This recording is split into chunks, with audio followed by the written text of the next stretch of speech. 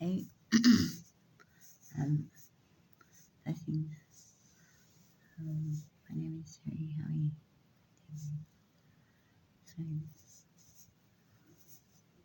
So, I don't know if you've experienced this, but um, over periods of time, if you're well known for something or in an area like where you live or wherever, sometimes depending on who lives there and what's going on outside in the world as well, sometimes even if you haven't committed any crimes or sins, like I haven't committed any crimes or sins,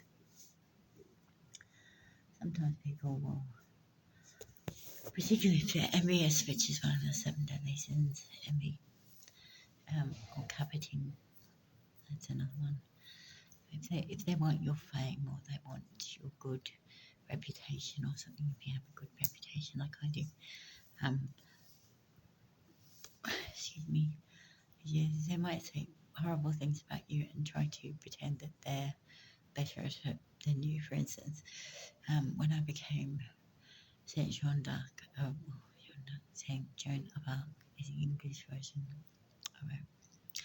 And I defaulted by Drew Barrymore one and Naomi for another one. This is how badly they wanted France that they tried to ID for me, and a male potential king of France as well. Anyway, yeah, I completely forgot what I was going to say.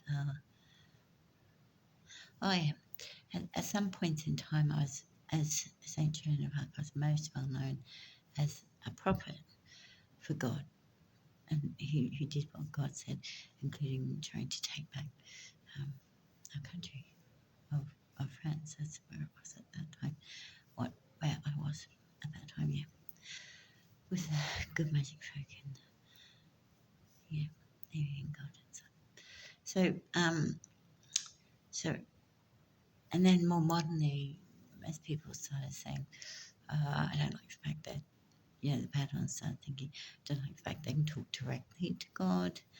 I like somebody, some of the priests were saying they like having the power, not God. Yeah. So they're saying it back then as well. Then they started saying I was epileptic, which meant I was either crazy or I was epileptic, and I'll give you some more information about that coming up if you're interested in part 2.